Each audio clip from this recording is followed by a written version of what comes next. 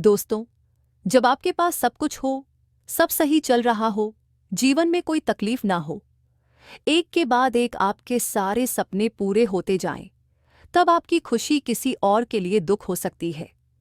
यह बात सुनने में जितनी साधारण लगती है, उतनी ही गहरी और कड़वी सच्चाई है।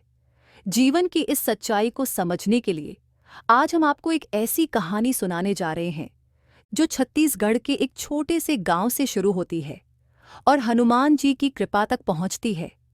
ये कहानी है शुभम की, जो आज 28 साल का है, लेकिन उसकी जिंदगी में वह दौर आया जब सब कुछ अच्छा चल रहा था।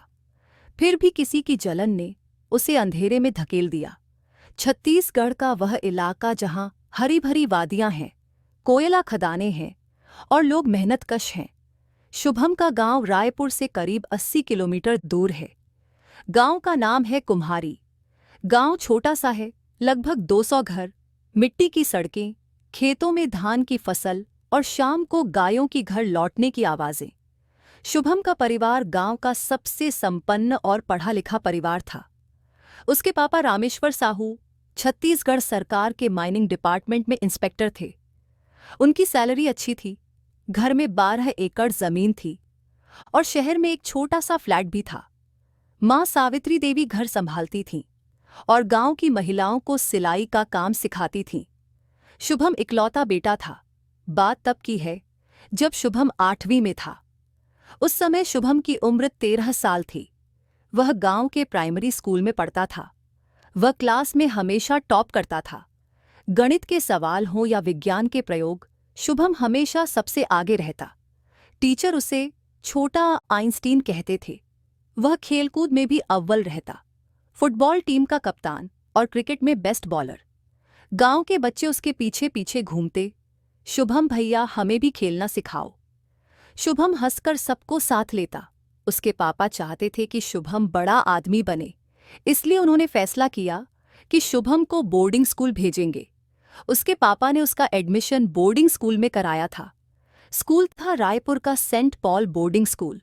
वह शहर का सबसे अच्छा स्कूल था, जहां अमीर घरों के बच्चे पढ़ते थे। एडमिशन के लिए इंटरव्यू हुआ, टेस्ट हुआ और शुभम पास हो गया। घर में खुशी की लहर दौड़ गई। मां ने नए कपड़े सिलवाए, दादी ने पूजा की, पापा ने बैग पैक किया। लेकिन शुभम को पहली बार घर से दूर जाना था। वह थोड़ा डरा हुआ था, लेकिन पापा ने कहा, बेटा यह तुम्हारी जिंदगी की नींव है, अनुशासन सीखो, दुनिया देखो। बोर्डिंग स्कूल में 4 साल बहुत अच्छे से बीते। पहला साल सबसे मुश्किल था। हॉस्टल का कमरा, 4 बेड, 3 नए रूममेट। दिनचर्या एकदम बदल गई थी। सुबह 5 बजे घंटी, प्रेयर, फिर क्लास। वहां का खाना फीका लगता, मां की याद आती। वह रात को चुपके से रोता, लेकिन धीरे धीरे वह वहां के माहौल में ढल गया। दूसरे साल शुभम के दोस्त बन गए राहुल, विक्की और अजय। शुभम क्लास में टॉप करता रहा।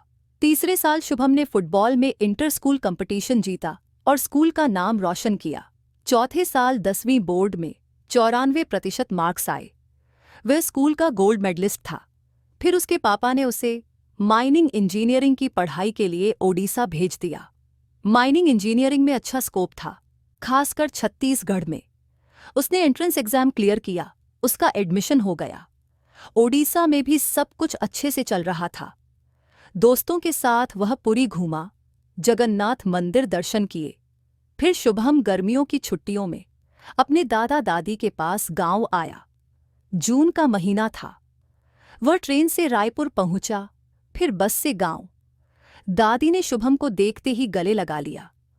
उसके दादा दादी पहले से गांव में ही रहते हैं और यह तो हम सबको पता ही है कि दादा दादी का प्यार अपने पोते के लिए अलग ही होता है। दादी हर काम में शुभम को शामिल करती, सब्जी काटना हो या पूजा करना। दादाजी खेत दिखाते, ये जमीन तुम्हारी है। शुभम खुश था। परिवार में कोई टेंशन नहीं थी, वह सब बहुत खुश थे। लेकिन यह खुशी ज्यादा दिन नहीं टिकनी थी।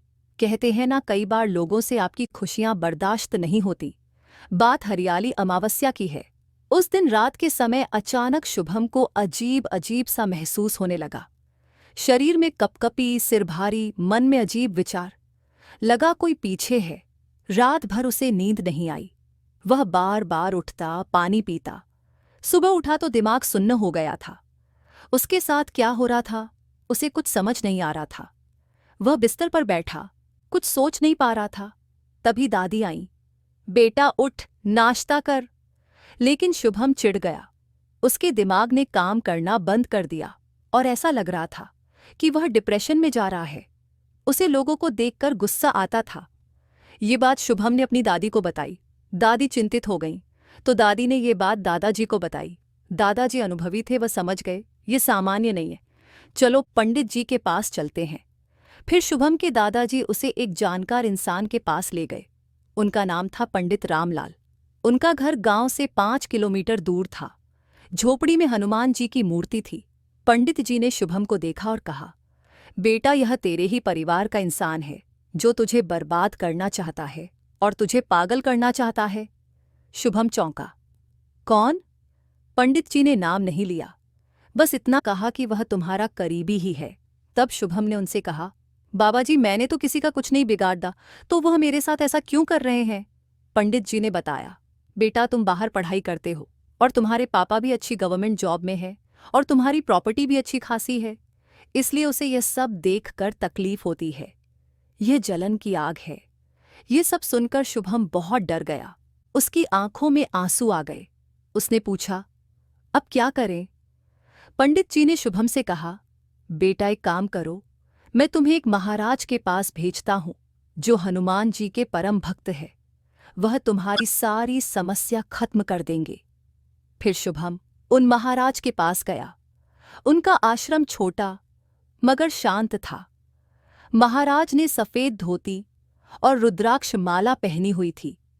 शुभम को उन्हें कुछ बताना भी नहीं पड़ा कि उसे क्या हुआ है और वह उनके पास क्यों आया है, उसे किसने भेजा है। वो शुभम को देखकर बोले, बेटा चिंता मत कर, मैं तुझे एकदम पहले जैसा ठीक कर दूंगा। उस समय शुभम की मानसिक स्थिति बिल्कुल ठीक नहीं थी। वह पागल जैसा हो गया था। वह रात को चिल्लाता, दीवार से सिर टकराता।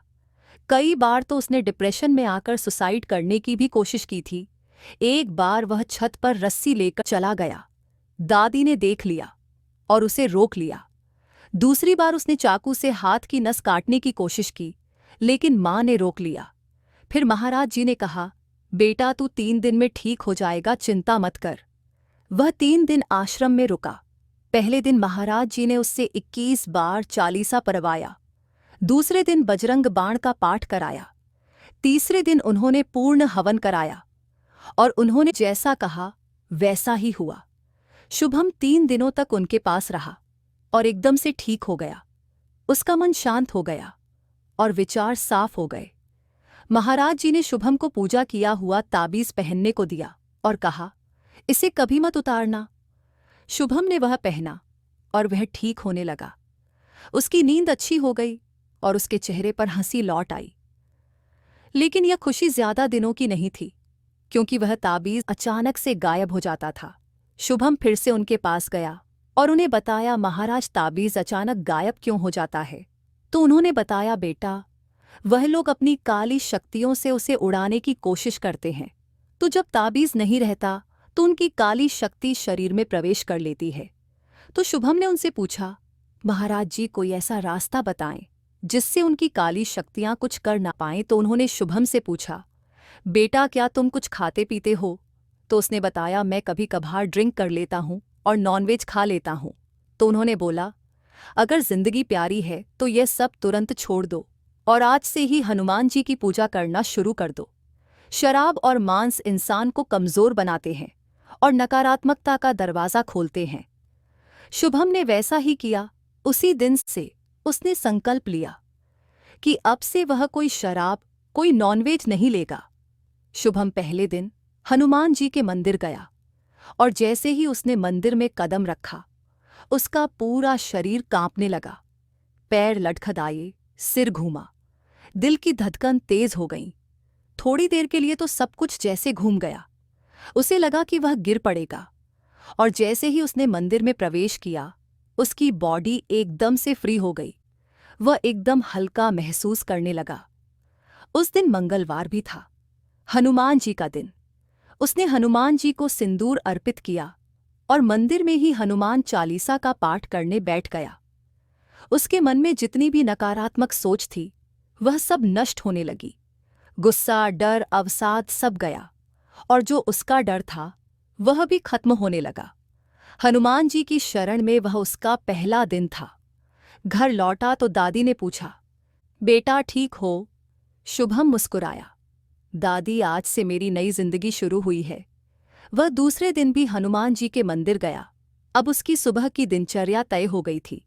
वह सुबह जल्दी उठता, स्नान करता, मंदिर जाता और वहां हनुमान चालीसा का पाठ करता। अब उसका मंदिर से घर आने का मन नहीं करता था।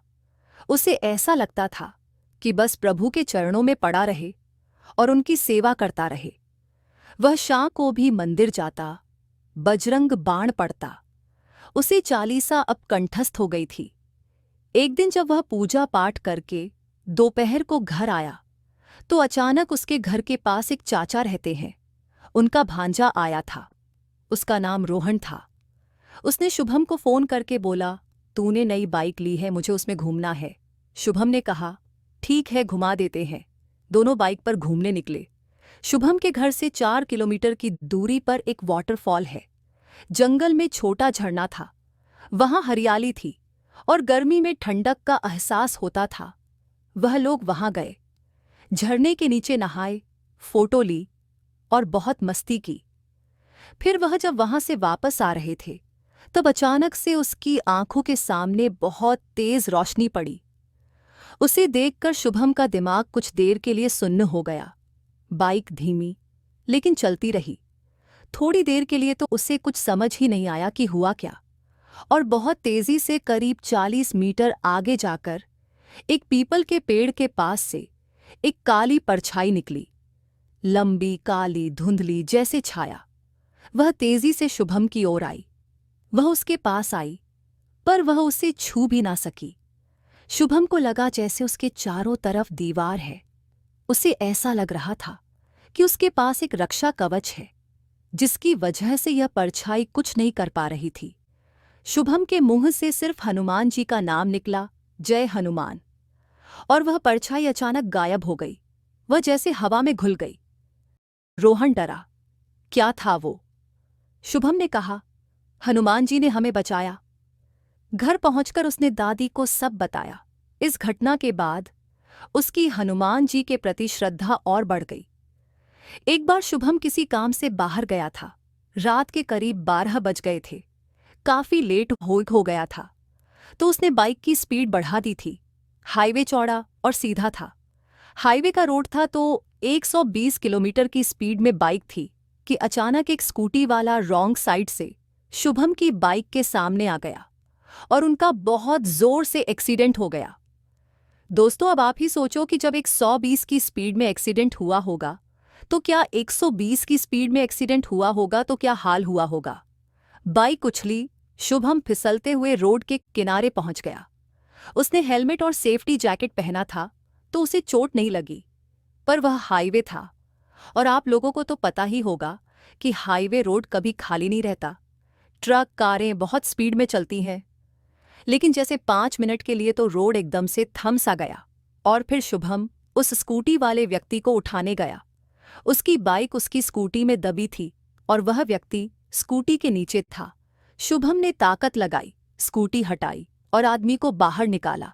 फिर शुभम ने उसकी स्कूटी को साइड किया और एक साइड में बिठाकर जैसे ही उसने अपनी बाइक स्टैंड पर लगाई वैसे ही दोनों तरफ से गाड़ियां चलने लगी। स्पीड में ट्रक गुजरने लगे। क्योंकि हाईवे था तो गाड़ियां काफी स्पीड में रहती है और उसके ठीक पास में ही पुलिस स्टेशन था, पर वहां भी किसी को कुछ पता नहीं चला कि यहां इतनी बड़ी दुर्घटना हुई है। पुलिस बाहर तक नहीं आई।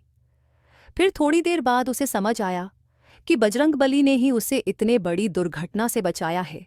उसे ऐसा लगा जैसे उन्होंने उस रोड और समय को रोक दिया हो। शुभम ने अगले ही दिन हनुमान जी की एक मूर्ति घर लाकर स्थापित कर दी और कुछ दिन बाद लॉकडाउन शुरू हो गया। कोविड की वजह से सब बंद हो गया। फिर वह हर रोज पूरी श्रद्धा के साथ घर पर ही पूजा करता। आज उस बात को 5 साल से ज्यादा हो गए हैं। शुभम इंजीनियर बन गया और उसे अच्छी जॉब भी मिल गई। हनुमान जी उसकी हर इच्छा पूरी करते हैं और कभी कोई तकलीफ नहीं आने देते। वह बहुत खुश है और उसका सपना है कि बजरंगबली की कृपा से एक दिन वह बड़ा राइडर बनेगा। शुभम सभी से कहता है, हनुमान चालीसा का पाठ जरूर करें, साथ ही अगर ज्यादा कष्ट हो तो बजरंग बाण का पाठ करें और हनुमान जी के 12 नामों का जाप भी करें। आपके सारे कष्ट दूर हो जाएंगे। हनुमान जी पर अटूट विश्वास के साथ उनकी निस्वार्थ भक्ति करें, देखना आप में सकारात्मक ऊर्जा आ जाएगी। सुबह 108 बार ओम हनुमते नमः मंत्र का जाप करें, मंगल का व्रत करें और कोशिश करें मंगलवार को लाल कपड़े पहने। तो दोस्तों, देखा आपने, जब भी कभी नकारात्मक ऊर्जा ने किसी का बुरा चाहा तो सिर्फ और सिर्फ ईश्वरीय शक्ति ही उसे उस नकारात्मक ऊर्जा से बचा पाई है। और अगर बात करें हमारे हनुमान जी की, तो वह अपने भक्तों को ऐसा रक्षा कवच दे देते हैं कि दुनिया की कोई भी नकारात्मक ऊर्जा उसे छू भी नहीं सकती। तो ऐसे ही है हमारे बजरंगबली। दोस्तों, कहानी समाप्त हुई, लेकिन संदेश अभी बाकी है। यह संदेश कोई उपदेश नहीं, बल्कि एक साधारण सच्चाई है जो शुभम की जिंदगी से निकली है और हर उस इंसान के लिए है जो आज के कलयुग में जी रहा है। आज का कलयुग है, चारों तरफ अंधेरा सा फैला हुआ लगता है। लोग एक दूसरे से जलते हैं, झूठ बोलते हैं, धोखा देते हैं। मोबाइल की स्क्रीन पर दुनिया चमकती है, लेकिन दिल अंदर से खाली है। पैसा है लेकिन सुकून नहीं, नौकरी है लेकिन नींद नहीं, सब कुछ है फिर भी कुछ नहीं। ऐसे में मन डरता है, क्या कोई है जो हमारी सुनता हो? क्या कोई है जो हमें बचाता हो? हाँ, है, और वह है हमारे हनुमान जी। हनुमान जी आज भी उतने ही जीवंत हैं जितने त्रेता में थे। वे कहीं दूर स्वर्ग में नहीं बैठे, बल्कि हर उस दिल में विराजमान हैं जहाँ राम का नाम है। कलयुग में भी वे मौजूद हैं, हर मंदिर में, हर चालीसा के पाठ में, हर मंगलवार के व्रत में, हर सिंदूर के तिलक में। वे देखते हैं जब कोई रोता है, सुनते हैं जब कोई पुकारता है और आते हैं जब कोई विश्वास करता है। दोस्तों, आशा है यह कहानी आपको पसंद आई होगी। अगर पसंद आई हो तो वीडियो को लाइक करके कमेंट में जय श्री राम जय हनुमान ज़रूर लिखें। चैनल पर अगर पहली बार आए हैं तो चैनल को सब्सक्राइब ज़रूर करें। जय श्री राम, जय हनुमान।